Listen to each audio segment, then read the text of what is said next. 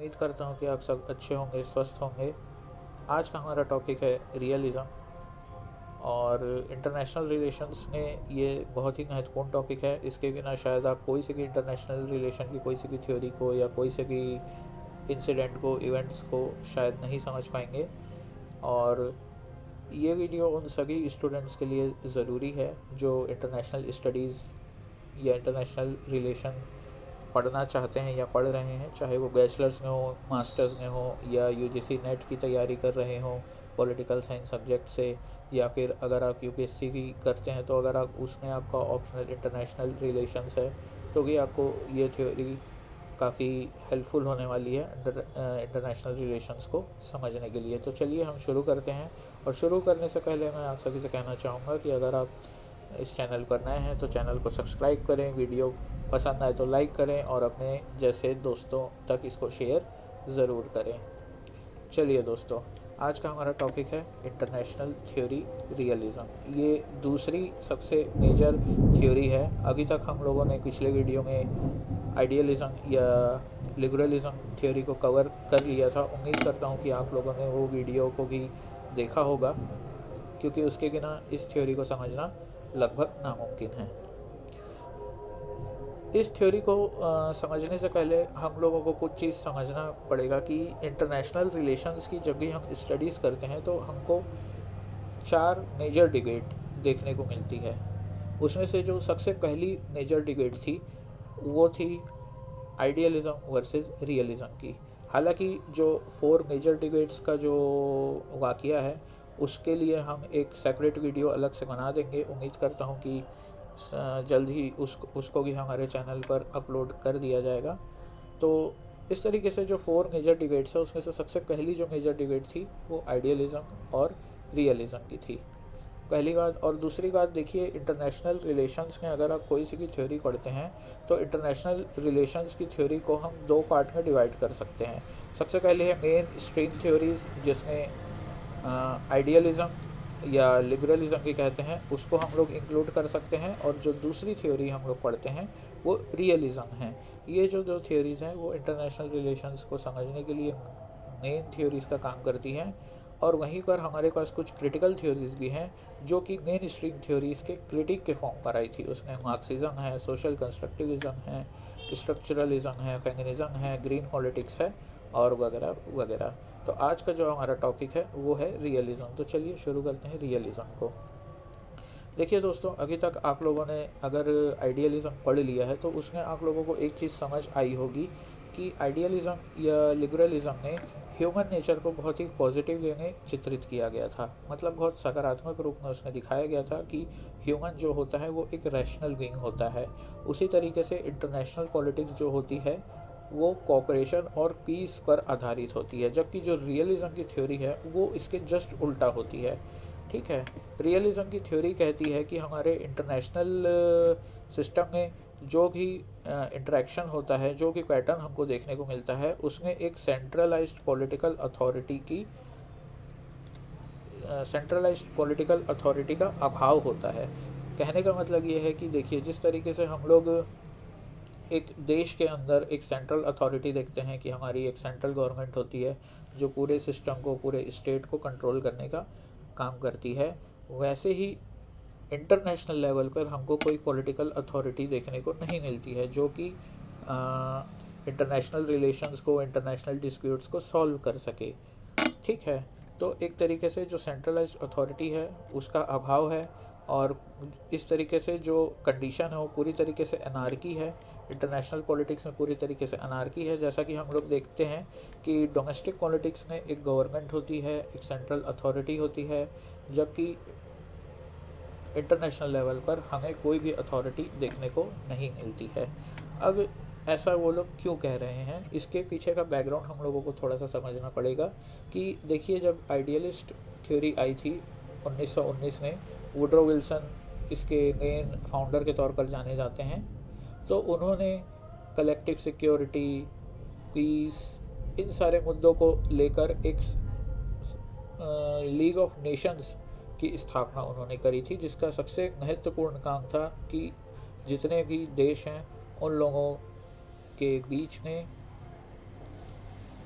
Friendly friendly friendly relations कायम करना,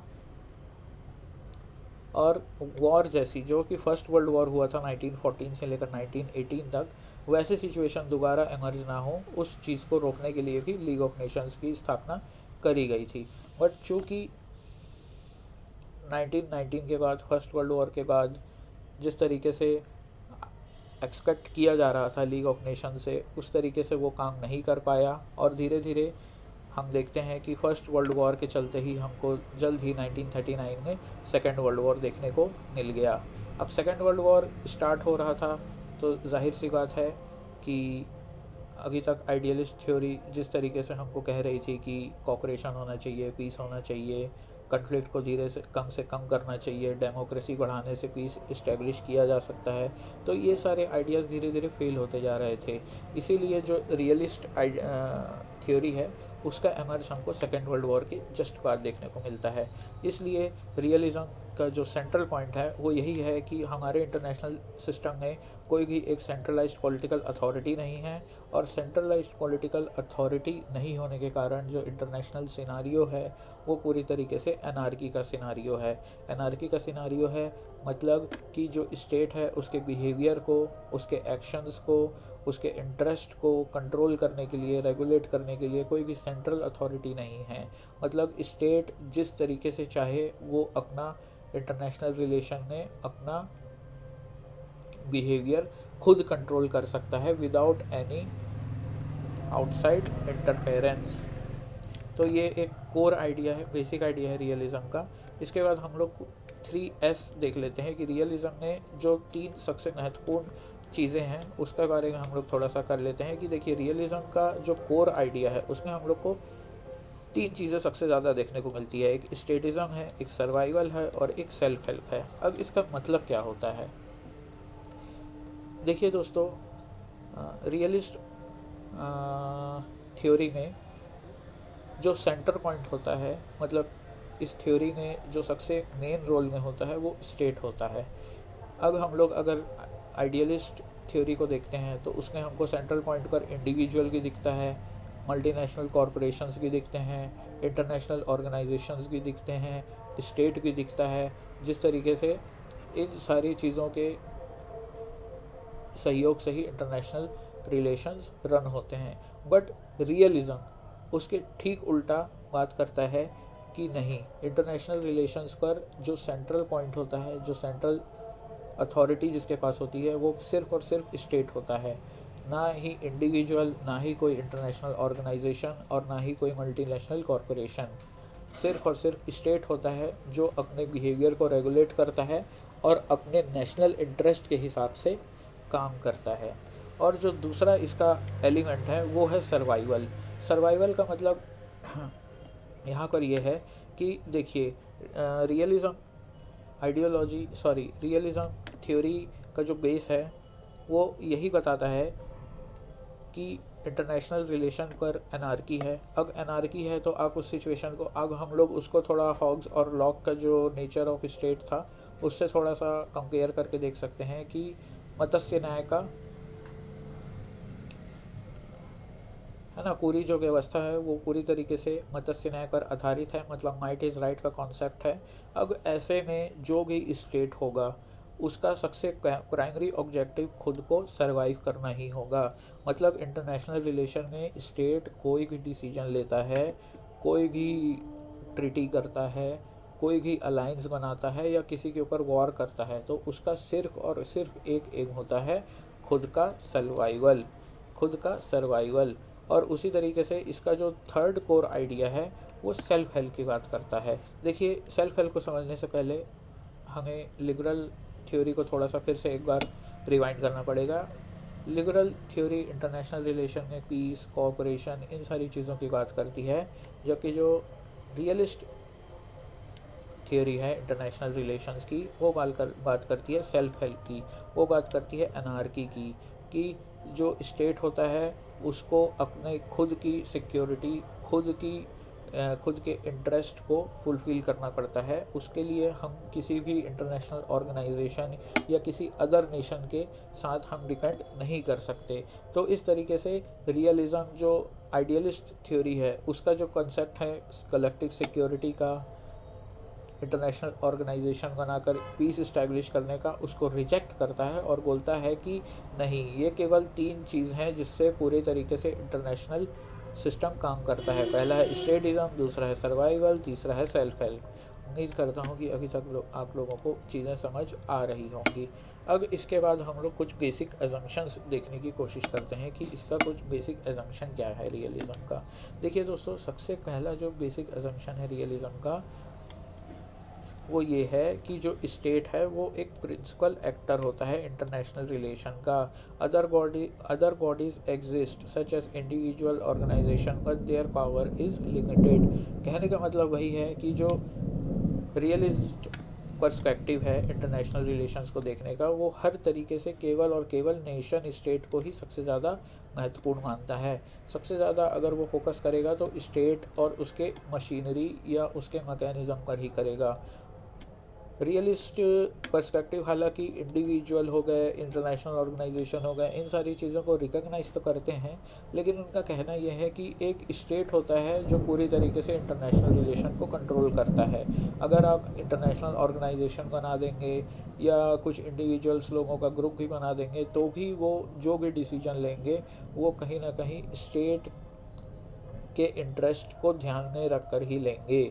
उनका कोई सा भी डिसीजन ऐसा नहीं हो सकता जो स्टेट के अगेंस्ट जाता हो। अगर इंडिया, फॉर एग्जांपल हम लोग समझ लेते हैं कि अगर इंडिया यूनाइटेड नेशन में पार्ट है, यूनाइटेड नेशन की जनरल असेंबली में अगर अपना कुछ कंट्रीब्यूशन देता है तो उसका जो कोर आइडिया है वो पूरा और पूरा नेशन इंटरेस्ट पर ही आधारित है। वो ऐसा नहीं है कि इंटरनेशनल ऑर्गेनाइजेशन हमसे जो चाहे करवा ले। हम अपने आसपास के या इंटरनेशनल रिलेशंस इंटरनेशनल ऑर्गेनाइजेशन से केवल और केवल इसलिए जुड़ते हैं ताकि हमारा जो नेशन है, हमारा जो स्टेट है, उसके इंटरेस्ट को पूरा किया जा सके। ना ही तो कोई इंडिविजुअल, ना ही कोई ऑर्गेनाइजेशन स्टेट के इस डिसीजन को अफेक्ट कर सकता है।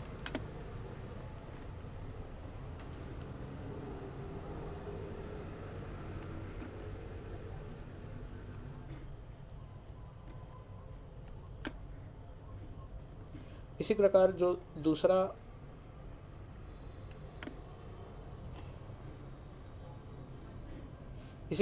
दूसरा इसका कोर आइडिया है वो है नेशनल इंटरेस्ट का। कि देखिए, इंटरनेशनल रिलेशन में कोई भी स्टेट होता है वो अपने डिसीजंस क्यों लेता है। अगर वो किसी के साथ ट्रीटी कर रहा है, किसी के साथ अगर वो वॉर कर रहा है, किसी रीजनल ऑर्गेनाइजेशन का हिस्सा बना है, किसी मिलिट्री अलायंस का हिस्सा बना है, तो उसका केवल और केवल एक ही मोटो होता है, अपने नेशनल इंटरेस्ट को ज़्यादा से ज़्यादा फुलफ़िल करना। अगर उसके नेशनल इंटरेस्ट फुलफ़िल नहीं होगा तो वो उस ऑर्गेनाइजेशन का, उस ट्रीटी का, उस अलायंस का हिस्सा कभी नहीं बनेगा। सबसे अच्छा एग्जांपल हमको क्वाड देखने को मिलता है कि क्वाड में, देखिए दोस्तों, क्वाड में कौन कौन से मेंबर हैं, जल्दी से कमेंट करके बताइए। क्वाड में जो 4 देश हैं वो उन सभी का ज्योग्राफिकल लोकेशन एकदम अलग अलग है, लेकिन उस ऑर्गेनाइजेशन में जितने भी 4 मेंबर्स हैं वो एक दूसरे से क्यों जुड़े हैं? केवल और केवल अपने नेशनल इंटरेस्ट को बचाने के लिए, केवल और केवल अपने सिक्योरिटी को बचाने के लिए। उसके अलावा किसी भी नेशन स्टेट का दूसरा कोई सा रीज़न, दूसरा कोई सा मोटो नहीं होता है जिसके बाद वो किसी ऑर्गेनाइजेशन का हिस्सा बने या कोई से भी ट्रीटी करें।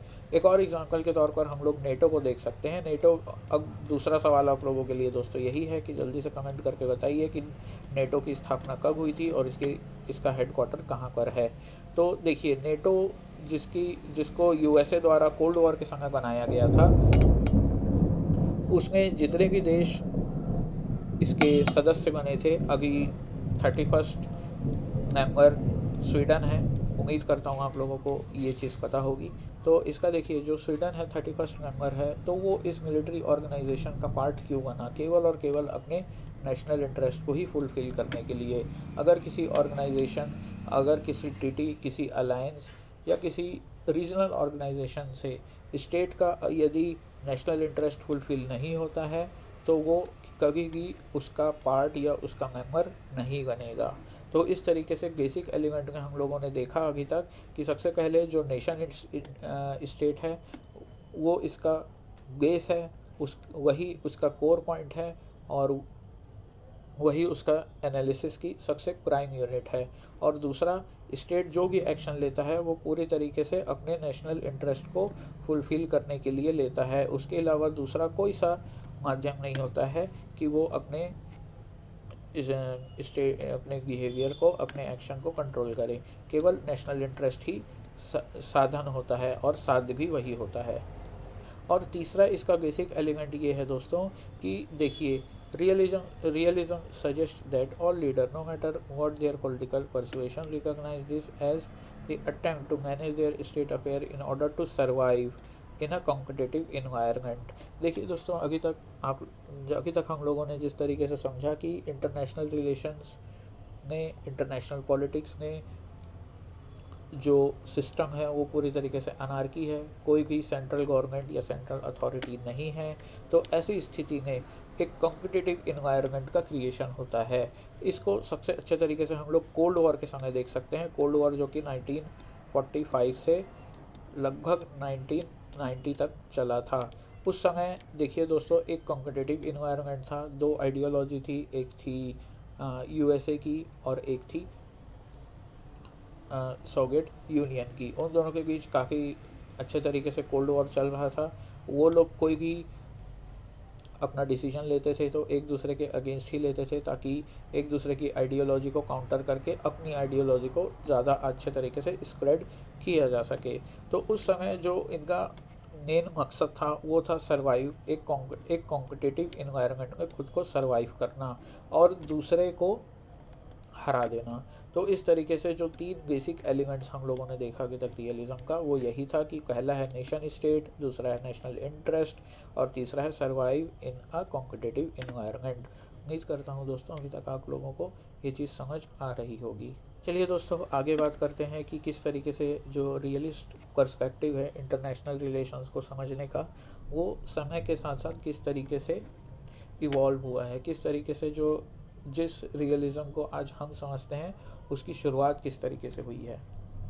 तो देखिए, सबसे पहले एक राइटर थे तुत्सीडाइड्स करके, उनकी एक बुक का नाम है, बहुत इंपॉर्टेंट बुक है, कई बार यूजीसी नेट या इस टाइप के कॉम्पिटिटिव एग्जाम में पूछा जाता है कि तुत्सीडाइड्स की बुक का नाम क्या था, या फिर बुक का नाम दे देगा, उसमें पूछेगा कि इसका राइटर कौन है। तो तुत्सीडाइड्स जो कि सबसे पहले रियलिस्ट थिंकर माने जाते हैं, उनकी बुक का नाम था हिस्ट्री ऑफ पेलोपोनेशियन वॉर। इसमें उन्होंने क्या कहा था कि international politics is driven by endless struggle for power which has its roots in human nature. Justice, law and society either have no place or are circumscribed. तो इसमें इन्होंने इस बुक में यही बात कही थी कि देखिए, जो भी इंटरनेशनल पॉलिटिक्स में जो भी स्टेट होता है उनके बीच हमेशा एक एंडलेस स्ट्रगल फॉर पावर होता है। मतलब जो अगर इंटरनेशनल रिलेशन में दो देश हैं तो उनके बीच जो भी रिलेशन होगा वो केवल और केवल स्ट्रगल फॉर पावर होगा। और ये कैसा प्रोसेस होगा? एंडलेस प्रोसेस होगा। मतलब स्ट्रगल फॉर पावर हमेशा आपको देखने को मिलेगा ही मिलेगा, चाहे वो आपका स्ट्रगल फॉर पावर किस तरीके से भी हो सकता है। चाहे वो अलायंस बना के भी आप स्ट्रगल फॉर पावर कर सकते हैं, कोई ट्रीटी करके भी स्ट्रगल फॉर पावर कर सकते हैं, किसी रीजनल ऑर्गेनाइजेशन का हिस्सा बनने के लिए भी आप स्ट्रगल फॉर पावर कर सकते हैं। इसके एग्जाम्पल के लिए हम लोग देख सकते हैं कि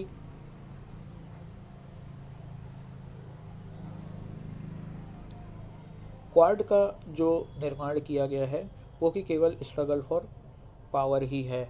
एक तरीके से क्वाड के जो मेंबर हैं वो पूरे एक तरीके से क्वाड के जो मेंबर हैं वो चाइना को काउंटर करने के लिए ही इसका फॉर्मेशन किए हैं। जबकि अगर आप क्वाड के मेंबर्स को देखेंगे तो उनका जो जोग्राफिकल लोकेशन है वो एक दूसरे से काफ़ी अलग है, फिर भी वो एंडलेस स्ट्रगल फॉर पावर के चलते एक साथ कोलैब किए और चाइना को काउंटर करने के लिए क्वाड का फॉर्मेशन किए। और दूसरी इन्होंने क्या बात कही थी कि justice, law and society have no place in international relation. इस बुक में उन्होंने ये भी कहा था कि जैसे जस्टिस है, लॉ है, सोसाइटी है, मोरालिटी है, इन सब सारी चीज़ों की कोई जगह नहीं होती है इंटरनेशनल रिलेशन में। यहाँ पर एक वर्ड लिखना भूल गया हूँ, आप ऐड कर लीजिएगा, इन मोरालिटी, MO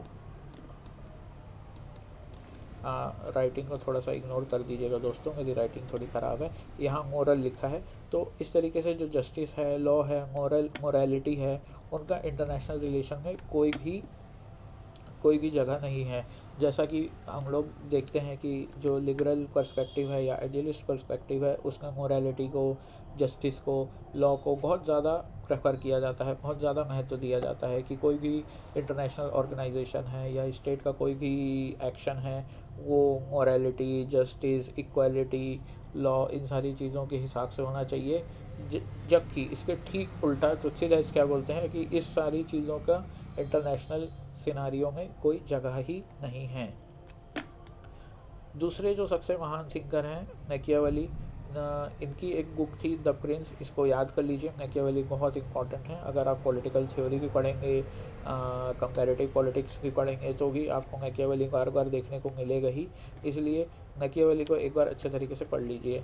तो मैकियावेली की जो बुक थी द प्रिंस, इसमें उन्होंने ये बात कही थी दोस्तों कि एक जो शासक होता है उसका अल्टीमेट स्किल क्या होता है कि वो अपने आसपास के सर्कमस्टेंसेस को, changing political and power configuration in world politics को समझे, उसको एक्सेप्ट करे और उसको अडॉप्ट करे और उस हिसाब से अपनी स्ट्रेटजी बनाए। जिस तरीके से मैकियावेली ने जो थ्योरी दी थी, जिसको कि लॉयन और फॉक्स थ्योरी कहा जाता है, उसमें उन्होंने बात कही थी कि एक जो राजा होता है उसको अपने स्टेट के, अपने नेशन स्टेट के सर्वाइवल के लिए अपने आसपास हो रहे वातावरण को ना केवल उसको एक्सेप्ट करना चाहिए बल्कि उसको अडॉप्ट भी करना चाहिए और उसके हिसाब से अपनी पॉलिसीज़ का रेगुलेशन करना चाहिए। एग्जाम्पल के तौर पर अगर हम इसको इंटरनेशनल रिलेशन में समझना चाहें तो इस तरीके से समझ सकते हैं कि अगर इंडिया अपने आसपास के देशों के साथ कुछ भी करता है, जैसे अगर हम देखें कि चाइना के साथ हमारी डुअल पॉलिसी होती है, एक तरीके से हम देखा जाए तो उनसे हम ट्रेड भी बहुत अच्छे तरीके से करते हैं, लेकिन हमारा जो बॉर्डर डिस्प्यूट है वो लगातार बना हुआ है। तो हमारे आसपास जो भी एक पावर अथॉरिटी है जैसे चाइना, उसका जो भी एक्शन है, उसका जो भी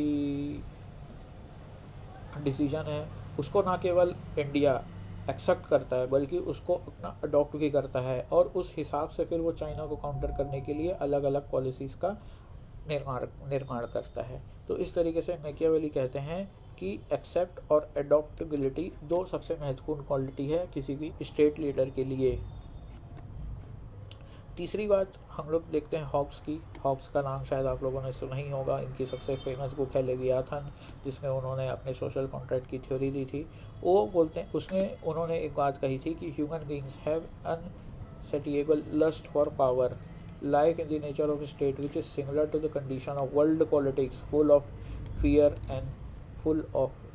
and worry about violent death. देखिए दोस्तों, इन्होंने अपने लेवियाथन में एक कॉन्सेप्ट दिया था सोशल कॉन्ट्रैक्ट का। उसने सोशल कॉन्ट्रैक्ट में एक स्टेट ऑफ नेचर की बात उन्होंने कही थी, जिसमें पूरी तरीके से जो व्यवस्था थी वो एनार्की थी, माइट इज़ राइट का कॉन्सेप्ट था। उसी कॉन्सेप्ट को अगर हम लोग इंटरनेशनल या वर्ल्ड पॉलिटिक्स में देखें तो इंटरनेशनल पॉलिटिक्स किस तरीके की है, फुल ऑफ फियर और full of worry about violent death. मतलब एक तरीके से एक जो स्टेट होता है वो इंटरनेशनल सिनारियो में हमेशा फियर में होता है और हमेशा वायलेंट डेथ में होता है। वायलेंट डेथ का मतलब यहाँ पर ये है कि कोई देश हमको पीछे ना कर दे किसी भी माध्यम से।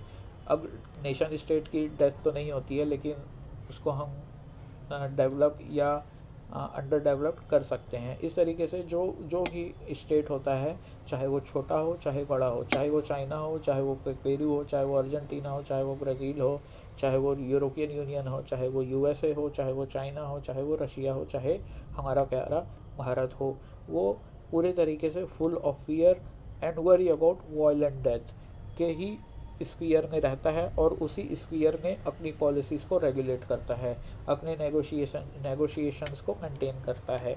तो इस तरीके से हॉब्स ने एक आइडिया दिया था अपना लेवियाथन में। वहीं पर जो रूसो है, उनकी भी एक फेमस बुक है द स्टेट ऑफ वॉर। हालांकि रूसो की और भी बहुत सारी बुक है, उम्मीद करता हूँ कि आप लोगों ने वो चीज़ पढ़ी होगी। तो जल्दी से कमेंट सेक्शन में जाकर बताइए कि रूसो की और कितनी सारी बुक है जिसका नाम आप लोगों को याद है। उनकी जो बुक थी स्टेट ऑफ वॉर, उसमें उन्होंने एक बात कही थी कि it is not human nature but anarchical system that foster fear, jealousy, suspicion and insecurity. तो जैसा कि इन्होंने भी वही बात कही है कि एक एनार्की सिस्टम है, ये ह्यूमन नेचर नहीं बल्कि एक एनार्की सिस्टम है जिसके चलते फियर है, जेलसी है, सस्पिशियन है और इनसिक्योरिटी है अमंग नेशन स्टेट्स। तो इस तरीके से ये जो चार सबसे प्रोमिनेंट थिंकर हैं, तुत्सीडाइट्स हो गए, मैकियावेली, हॉब्स एंड रूसो, इनके जो विचार हैं वो सबसे ज़्यादा एक कोर आइडिया के तौर पर काम करते हैं रियलिज्म का। कि तुत्सीडाइट्स बोलते हैं कि एंडलेस स्ट्रगल फॉर पावर है और लॉ, जस्टिस, सोसाइटी, मोरालिटी, इन सारी चीज़ों की कोई भी जगह नहीं है इंटरनेशनल रिलेशन में। वहीं पर मैकियावेली बोलते हैं कि एक जो मास्टर होता है किसी भी स्टेट का, उसको अपने आसपास हो रही चेंज को ना केवल एक्सेप्ट करना चाहिए बल्कि अडॉप्ट करना चाहिए और उसी के हिसाब से अपनी पॉलिसीज को फॉर्मुलेट करना चाहिए। तीसरी बात करते हैं हॉब्स लेवियाथन में। वो बात करते हैं कि एक जो वर्ल्ड पॉलिटिक्स है वो फुल ऑफ फियर है और वरी अबाउट वायलेंट डेथ है, मतलब struggle for power and peace है। यही कोर आइडिया हमने रूसो के बुक में भी देखा कि एक एनार्किकल सिस्टम है जिसके चलते फियर है, जेलिसी है, सस्पिशियन है और इनसिक्योरिटी है। तो ये एक कोर आइडिया है जिसके थ्रू धीरे धीरे कर रियलिस्ट पर्सपेक्टिव इवॉल्व हुआ है। तो उम्मीद करता हूँ आप लोगों को अभी तक ये कोर आइडिया समझ आ गया होगा। अब हम बात करते हैं हांस जे मार्गेनथाउ की, जो कि इसके सबसे मेन थिंकर के रूप में जाने जाते हैं। हांस जे मार्गेनथाउ, इनके बुक का नाम याद कर लीजिएगा, ये अक्सर पूछा जाता है एग्जाम्स में, पॉलिटिक्स अमंग नेशंस।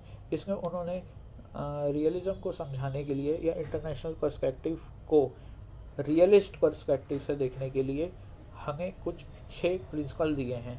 ये 6 प्रिंसिपल क्या हैं, आइए एक एक करके देखते हैं। देखिए, सबसे पहली बात उन्होंने कही थी कि politics is governed by objective laws which have roots in human nature. कि इंटरनेशनल रिलेशंस में कुछ ऐसे लॉज होते हैं जो पूरी तरीके से ह्यूमन नेचर पर गवर्न होते हैं, ह्यूमन नेचर पर टिके होते हैं। देखिए दोस्तों, जैसे कि स्टार्टिंग में हमने बात कही थी कि जो लिबरल पर्सपेक्टिव होता है वो ह्यूमन नेचर को बहुत ही ज़्यादा ऑप्टिमिस्टिक मानता है, बहुत अच्छा मानता है, जबकि जो रियलिस्ट पर्सपेक्टिव होता है वो ह्यूमन नेचर को बहुत ज़्यादा पेसिमिस्टिक मानता है। पेसिमिस्टिक का मतलब होता है निराशावादी। निराशावादी मतलब वो सेल्फ सीकर है, पावर सीकर है, सेल्फ इंटरेस्ट के लिए काम करता है। इंटरनेशनल रिलेशन में भी हमको देखने को मिलता है कि जो पॉलिटिक्स है उसके कुछ ऑब्जेक्टिव लॉज हैं जो जिसकी जो रूट है वो कहाँ है, ह्यूमन नेचर में है। और ह्यूमन नेचर कैसा है, पेसिमिस्टिक है। पेसिमिस्टिक मतलब कि वो पावर सीकर है, वो सेल्फिश है, वो केवल और केवल अपने नेशनल इंटरेस्ट मतलब अपने पर्सनल इंटरेस्ट को देखता है। इस तरीके से ही इंटरनेशनल रिलेशंस में भी जो प्रिंसिपल्स हैं वो लागू होते हैं कि जो एक देश होगा वो भी सेल्फ इंटरेस्ट के लिए काम करेगा, सेल्फ सर्वाइवल के लिए काम करेगा, सेल्फ के इंटरेस्ट को फुलफिल करने के लिए काम करेगा और किसी भी तरीके से वो सामने वाले को काउंटर करने की कोशिश करेगा। और दूसरी बात जो हांस जे मार्गेनथाउ ने कही थी कि national interest is defined in terms of national power. कि एक जो देश होता है उसका प्राइमरी जो गोल होता है वो अपने नेशनल इंटरेस्ट को फुलफिल करना होता है। एक नेशन का सबसे जो महत्वपूर्ण नेशनल इंटरेस्ट होता है वो उसकी सिक्योरिटी होती है। कि अगर कोई देश है तो उसको सिक्योर करना ही किसी भी स्टेट का सबसे प्राइम गोल होता है और उस सिक्योरिटी के लिए वो क्या करता है, नेशनल पावर का सहारा लेता है। इसलिए इसमें कहा गया है कि national interest is can be defined in terms of national power. मतलब जो एक नेशन होता है वो अपने नेशनल इंटरेस्ट को फुलफिल करने के लिए हमेशा नेशनल पावर का इस्तेमाल करता है और इसकी जो नेशनल पावर होती है वो समय के साथ बढ़ती जाती है। इसमें जो तीसरा आइडिया है वो ये कहता है कि interest are always dynamic. Always dynamic का मतलब ये है दोस्तों कि एक जो स्टेट का नेशनल इंटरेस्ट होता है वो ऐसा नहीं है कि स्टैटिक है बल्कि ये डायनेमिक होता है। डायनेमिक का मतलब ये है कि वो समय के साथ साथ बदलता रहता है। अब समय के साथ साथ कैसा बदलता रहता है, देखिए इसका सबसे अच्छा एग्जांपल हम लोग इंडिया चाइना रिलेशन के बीच देख सकते हैं। कि देखिए इंडिया और चाइना दो ऐसे देश हैं जो एशिया के सबसे बड़े देश माने जाते हैं, जो सबसे बड़ी पावर माने जाते हैं। अब उनके बीच दो चीज़ बहुत ज़्यादा कॉमन है। पहला है कि उनके बीच जो ट्रेड है वो बहुत अच्छे तरीके से होता है और दूसरा उनके बीच जो जोग्राफिकल डिस्प्यूट है, जो बॉर्डर को लेकर डिस्प्यूट है, वो भी सबको पता ही है। फिर भी जो हमारा जो नेशनल इंटरेस्ट है वो डायनेमिक है। ऐसा नहीं है कि एक नेशनल इंटरेस्ट है मान लीजिए जैसे गॉर्डर है, गॉर्डर ही हमारा एक नेशनल इंटरेस्ट है या इकोनॉमी है, वही हमारा नेशनल इंटरेस्ट है? नहीं, हमारा जो नेशनल इंटरेस्ट है वो डायनेमिक है, वो समय और काल के साथ हमेशा बदलता रहता है। अगर चाइना हमारे साथ बॉर्डर में डिस्प्यूट करता है तो हम उसके साथ वैसा ही बिहेव करते हैं, लेकिन बात अगर हमारी इकोनॉमी की आती है तब हम फिर इकोनॉमी में इंडिया और चाइना फिर सबसे अच्छे दोस्त बन जाते हैं जहाँ बात ट्रेड की आती है। तो इस तरीके से जो नेशन का इंटरेस्ट होता है वो पूरी तरीके से डायनेमिक होता है। इसमें जो चौथा प्रिंसिपल है जिसकी बात हांस जे मॉर्गनथाउ करते हैं, वो बोलते हैं कि abstract moral principle can not be applied to politics. जिस तरीके से हम लोग देखते हैं कि जो आइडियलिस्ट पर्सपेक्टिव है वो बात करता है कलेक्टिव सिक्योरिटी की, वो बात करता है मोरालिटी की, वो बात करता है इंटरनेशनल ऑर्गेनाइजेशन की और कुछ ऐसे एब्स्ट्रैक्ट मोरल प्रिंसिपल्स की जिसको लागू कर हम इंटरनेशनल पीस एंड सिक्योरिटी को हासिल कर सकते हैं। जबकि हांस जे मॉर्गनथाउ बोलते हैं कि नहीं, किसी भी कोई भी जो मॉरल प्रिंसिपल होता है उसको हम पॉलिटिक्स में लागू या अप्लाई नहीं कर सकते। पॉलिटिक्स का जो प्रिंसिपल है वो पूरी तरीके से अलग होता है और किसी की भी जो मॉरलिटी होती है वो पूरी तरीके से अलग होती है। इसको हम लोग सबसे अच्छे तरीके से इस तरीके से समझ सकते हैं कि देखिए दोस्तों, जिस मॉरलिटी के आधार पर लीग ऑफ नेशंस की स्थापना की गई थी वुड्रो विल्सन द्वारा, वो मॉरलिटी अलग थी, जबकि इंटरनेशनल पॉलिटिक्स की जो मॉरलिटी थी वो एकदम अलग थी। कैसे अलग थी कि 1919 में जब लीग ऑफ नेशंस की स्थापना की गई थी तो उसका आइडिया वुड्रो विल्सन नहीं दिया था। वुड्रो विल्सन उस समय अमेरिकन प्रेसिडेंट थे। उनके द्वारा दिए गए आइडिया के बावजूद अमेरिका की जो सीनेट है उसने लीग ऑफ नेशंस को ज्वाइन करने से मना कर दिया था।